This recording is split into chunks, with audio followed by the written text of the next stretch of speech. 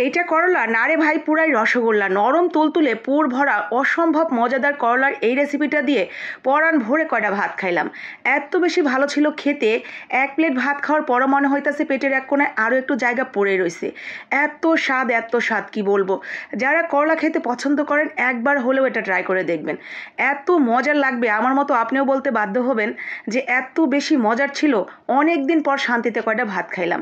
আমার তো মন প্রাণ ছুঁয়ে গেছে এই রেসিপি করে খাওয়ার পর। আপনার মন প্রাণ যদি ছুঁয়ে যায়, দেখা মাত্রই মনে হয় যে হ্যাঁ দুর্দান্ত লাগবে, তাহলে কিন্তু টুক করে একটা লাইক কমেন্ট শেয়ার করে দিবেন আর বাসায় একদিন তৈরি করে খাবেন। তো প্রথমে আমরা এখানে কি করব, করলাকে লবণ দিয়ে সিদ্ধ করে নেব। আপনি যতটুকু বানাতে চান সেই অনুসারে করলা নিয়ে সিদ্ধ করে নেবেন প্রায় 10 মিনিটের মতো। নরম তুলতুলে একদম পুরোপুরি যখন সিদ্ধ হয়ে যাবে তখন করলাগুলোকে উঠিয়ে ঠান্ডা করে নিয়ে এরপরে ঠিক এভাবে মাঝখানে আমরা পেটটা একটু চিড়ে নেব।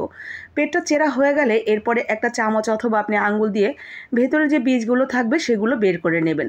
তো বীজের অংশগুলো সবগুলো ঠিক এইভাবে বের করার পরে ভেতরটা ঠিক এইভাবে ফাঁপা হয়ে যাবে। বীজগুলো নরম হলে এগুলো দিয়ে দেওয়া যেত, কিন্তু বেশি পরিপক্ক তাই আমি ফেলে দিয়েছি।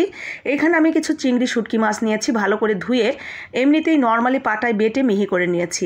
এরপরে তেলের উপরে বেশ কিছুটা পেঁয়াজ দিয়ে দিয়েছি। পেঁয়াজটা নরম হয়ে আসলে এখানে আমি দিয়ে দিলাম আরও একটা বাটা পেঁয়াজ। বাটা পেঁয়াজটা দিয়ে দেওয়ার পর দিয়ে দিব সেই চিংড়ি শুটকি যেটা আমি বেটে রাখলাম, আর সামান্য একটু পানি দিয়ে হলুদের গুঁড়া, ধনিয়ার গুঁড়া, মরিচের গুঁড়া আর দিয়ে দিচ্ছি স্বাদ মতো লবণ। ব্যাস, এখানে আমি আদা রসুন জিরা বাটা কিচ্ছু ইউজ করব না, কারণ করলা এবং চিংড়ি শুটকি মাছের সাথে আদা জিরা এবং রসুন কোনোটাই যাবে না। শুধুমাত্র এই মশলাপাতি দিয়ে এগুলোকে সুন্দর করে ভুনা ভুনা করে নেবেন।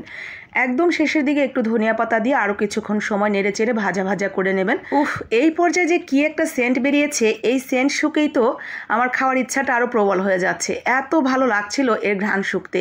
তো আমার হয়ে গেছে ওটা। এদিকে আমার করলাগুলো সুন্দর করে রেডি করে রেখেছিলাম।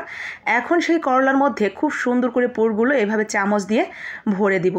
একদম পুরোপুরি সুন্দর করে ভরে ভরে এগুলো রেডি করে নিয়েছি, চারটা ঠিক এইভাবে।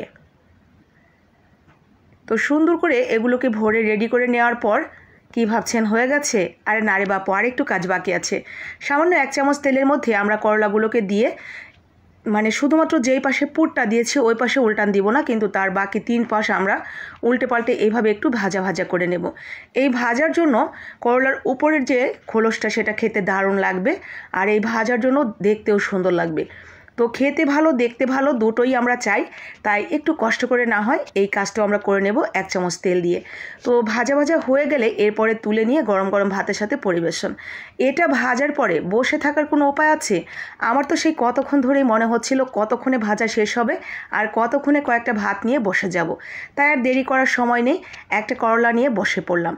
এত বেশি মজা লাগছিল এটা খেতে, আলহামদুলিল্লাহ মাশাল্লাহ। দেখতে যেমন চমৎকার লোভনীয়, ভেতরের পুর শুটকির ঘ্রাণ, সেই সাথে নরম তুলতুলে করলা দিয়ে ভাত মাখা। একেবারে আত্মতৃপ্তি করে এই কয়েকটা ভাত আমি খেয়েছি। আপনিও যদি এরকম আত্মতৃপ্তি করে ভাত খেতে চান তাহলে দেরি না করে এক্ষুনি কাজে লেগে পড়ুন। এই রেসিপির মাধ্যমে আমি আপনার মন কতটুকু ছুঁতে পেরেছি জানি না, কিন্তু এই ভাত খেয়ে আমার তো মন প্রাণ ছুঁয়ে গেছে। আপনার মন ছুঁতে পারলে লাইক কমেন্ট শেয়ার করে দেবেন।